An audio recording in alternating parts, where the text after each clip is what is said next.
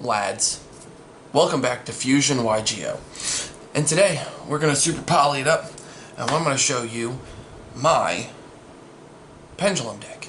So this Pendulum deck, there's a couple of different tech choices and you can change them out, and I'll tell you what those cards are when we get to them. Most of them are in the side deck. Not really so many in the extra deck, but we're going to jump right into the profile today. We're going to have some fun. So, first off is triple copies of Servant of Endymion, and one copy of Endymion, the Mighty Master of Magic. If you're playing Pendulum, you know what these do. You know why these are so important. Servant, tutoring out any, just using any 3 spell cards to tutor out, excuse me, into either Mythical Beast Jackal King or Endymion. This card's incredible, and this card's actually super critical in time. If you're in the final turn, you can just normal summon this, swing directly. Because it's so weak, most players don't really have anything to stop the normal summon of a card that weak. They're not going to waste it, and then you poke them, because a lot of people forget that this has the direct attack effect, which comes in handy. It's a nice niche. Next up is 2 copies of Jackal King, which we talked about. That's a free monster negate that just allows you to be able to play under Nibiru. I think enough said. Next up, triple Chronograph Sorcerer, and for the Chronograph is 1 Time Gazer Magician. It being a magician is actually incredibly important, just for the simple fact that you can search it with different spell cards in the deck, because yes, I am back to the Pendulum Magician stuff. I found that the Magicians added a lot of spell cards and a lot of consistency, even if they did increase my numbers, but the number increase has actually been a benefit, not a hindrance. Next up is triple copies of Curtain Raiser. These are just free spells, essentially, to help turbo out your, what's it called? Servant.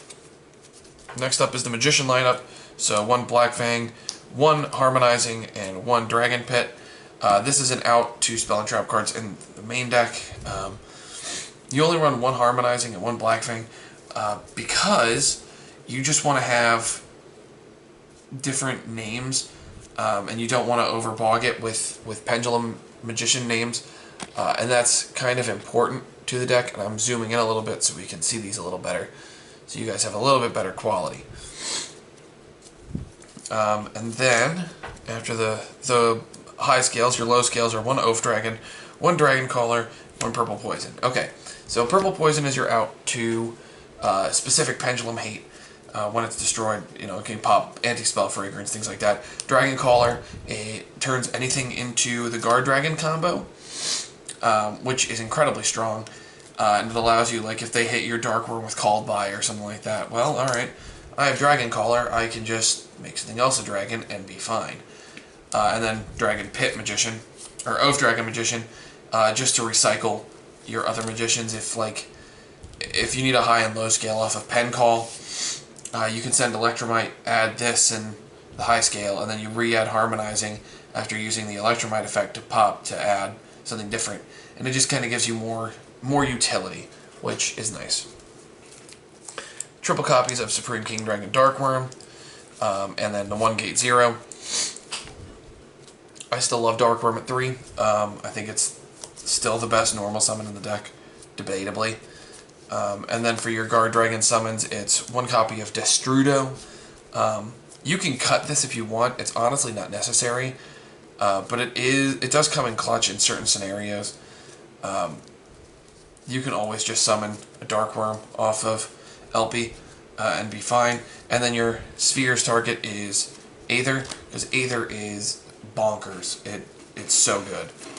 And that is it for the monsters. Next up to the spells, triple copies of Spell Power Mastery. We all know what Mastery does. Mastery is insane. If you open this in Servant, you're in a good spot. And then your Dark Worm cards, which are going to be 2 Dragon Shrine and 1 Foolish. Yes, that's a gold. I like gold rare. I'm a weirdo. I know. Next up are your Pendulum Searchers, which is 2 Pen Call, 2 Duelist Alliance. Alliance is insane. So this and Servant is 3 spell cards. Because you'll play Servant, you'll play Alliance, get your pen call, play pen call, discard whatever, add 2, and now you have your 3, because you get your high scale. And then finally, draw spells. Triple Into the Void, triple Allure of Darkness, 1 Pot of Desires, I know that's weird, and 1 Upstart Goblin. Okay, so Pot of Desires at 1, because you want, if you draw into it, you want to use it very dead last. Just to give you 2 more cards to continue pushing farther. Your big draw spells are your Allures, your Into the Void, your Upstart Goblin. So you're running 8 draw spells, and I like Pot of Desires at 1 because I can never Desires into Desires, and I run a whole bunch of draw spells so that I can cut my deck number down to 39 with just the Into the Voids and the Upstart Goblin, and then the Allures just help me dig deeper to get the cards that I need, not necessarily that I want. And that's it for the main deck. No traps. Standard. I'm sure you're all just super shocked that there's no traps. Alright, next up. Extra deck. So your Link 2s, 1 Electromite, 1 Land Fornicus, and 1 Nightmare Phoenix. This is just another generic Link 2, just in case. Electromite is obviously what you're trying to go into first, and then your Nightmare Phoenix popping back row. As you can tell, there's a lot of back row hate. And then your Guard Dragon lineup, which is Triple Burst, Spheres, Agripane, and LP. Those are pretty self-explanatory at this point. You know the Guard Dragon lineup. And then finally a Boral Sword. This is just for game. Next up is Polymerization stuff. So obviously the Odd Eyes Vortex Dragon, it's too good not to play. And then your Super Poly targets, which are Violet Chimera and Starving Venom Fusion Dragon. This can actually be substituted out to Dragstapella if you want. I like Starving Venom. It's good against, what's it called? Thunder Dragon. So I like it for that matchup specifically, but you can substitute it out with whatever you'd like. Next is your Synchros. So going first, Dawn Dragster. Going second, Cyber's Quantum Dragon. Going whenever, Borreload Savage Dragon. So each of them runs a different role.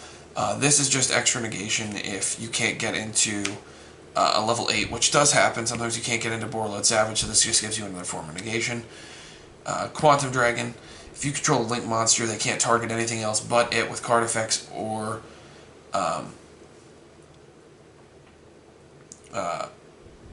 battle. And then once per battle phase, it can bounce a monster back to the hand. So they have to attack it, you can bounce it.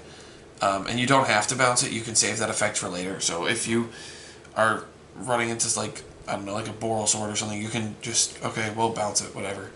And then Borreload Savage Dragon is just insane. And then finally, one Abyss Dweller. I was running Crusadia Avermax, but I never went into it. I always went into Boral Sword. Boral Sword just put in better work for me. So, and it works well with the Guard Dragons. I can use it going second.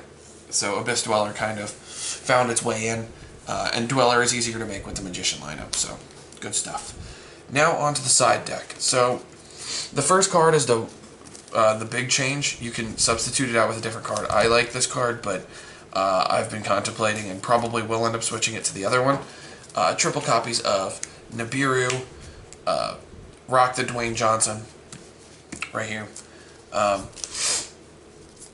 This card's insane. I might cut this down to 2. I've been contemplating it to 2 and then running triple Dark Ruler No More, subbing out the next card. But this card, so good.